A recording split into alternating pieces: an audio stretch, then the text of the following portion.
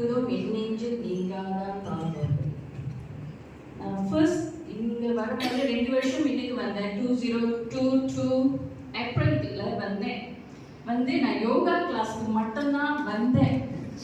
யோகா கிளாஸ்க்கு ஏன் வந்தேன்னா ஸ்லிம்மா இருக்கணும்ல, அழகா இருக்கணும்.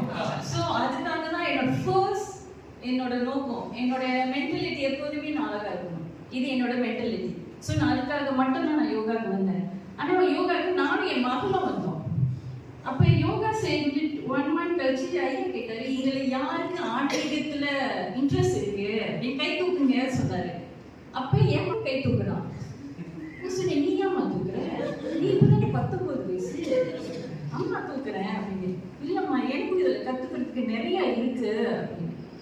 அப்போ நீ இரு, நான் போகிறேன்.